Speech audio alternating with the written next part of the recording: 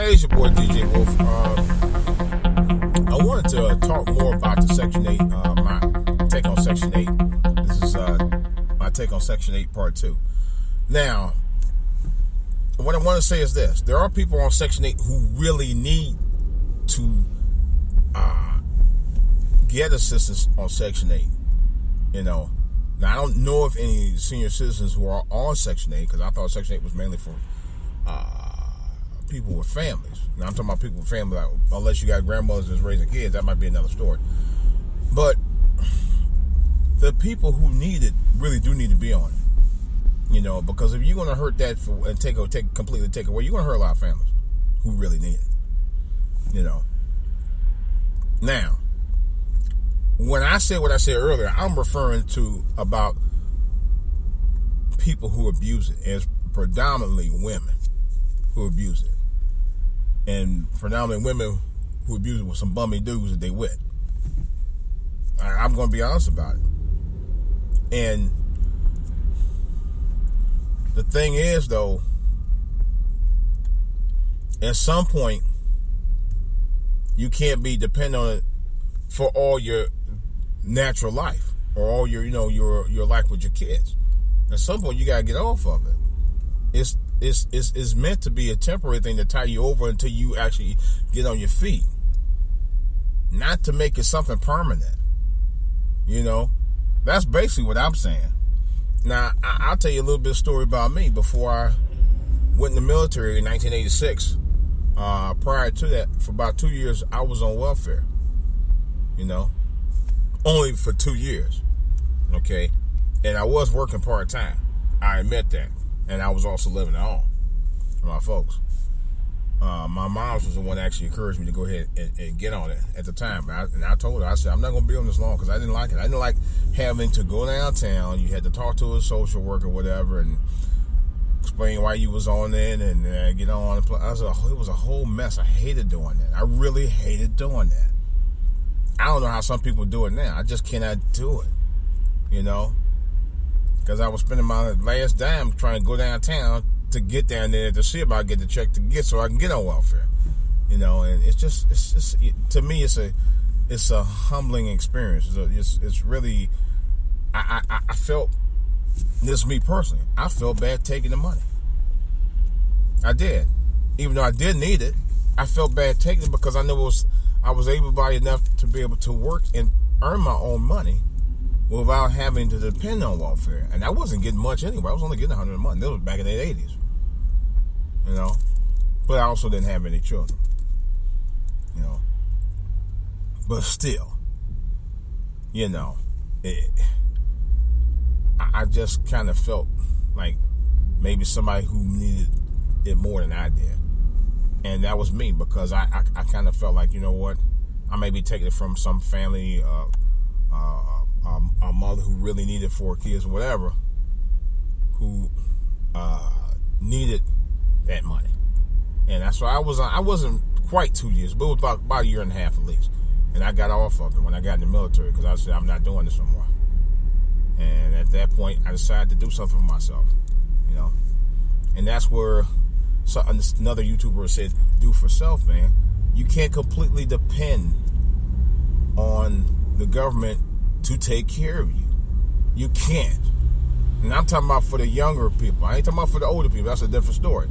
But for the younger people, hell no. You cannot depend on that. I almost had an accident. Oh, they did have a bad accident. 3-4 car accident. You cannot make complete dependency on Section 8 and welfare. You can't. And yes, I'm saying that. I know some of y'all are going to be like, well, you can't say about it because some people need. Yeah, I know some people need it. I ain't talking about the people that need it. I'm talking about the people that don't need it. I was one of those people who really didn't need it. You know? And I felt bad taking it. And I got off of it. You know? And that's what I'm saying. But some people get to a point where they get used to just being on it all the time and don't never try to do anything with their life. I know, like I said again, I know somebody personally who has never really had a job. And when they did have a job, they didn't want to work in it. And I quoted them, they said, work ain't nothing but a job.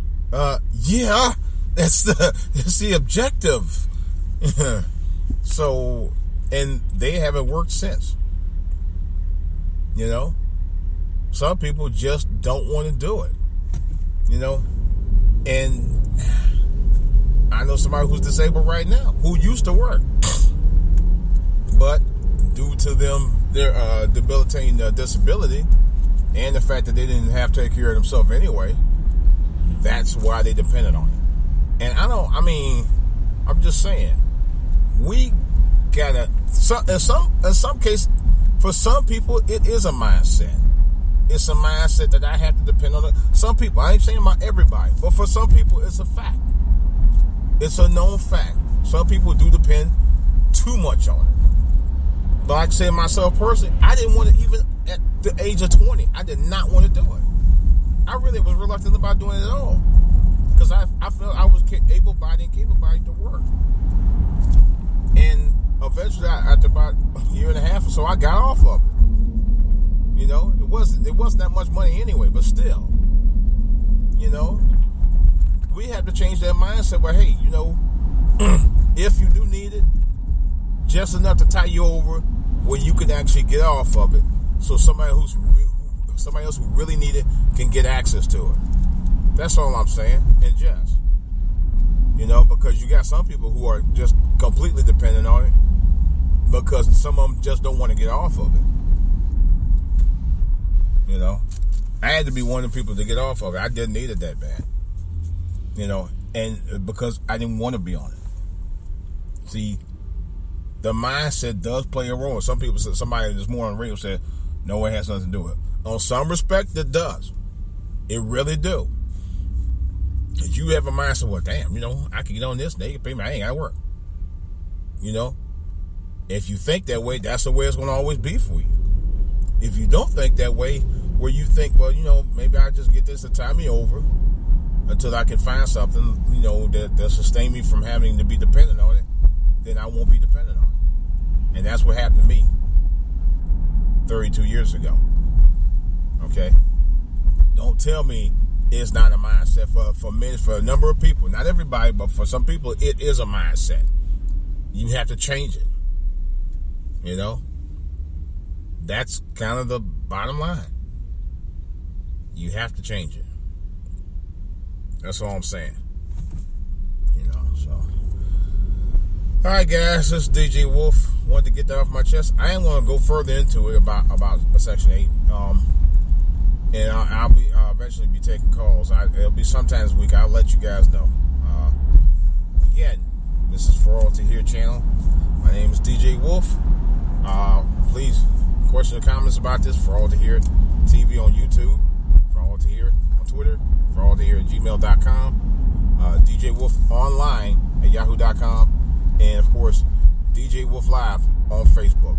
All right, guys, this is DJ Wolf. That's all I got to say about it. I got more shit about this and other stuff in the back burner.